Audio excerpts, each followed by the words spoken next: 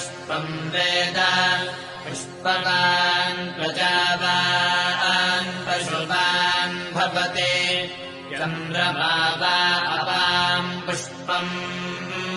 पुष्पवान् प्रजावान् पशुवान् भवते य एवम् वेद योपामायतनम् वेद आयतनवान् भवति अग्निर्वा अपामायतनम् आयतनवान् भवति योऽग्नेरायतनम् वेद आयतनवान् भवति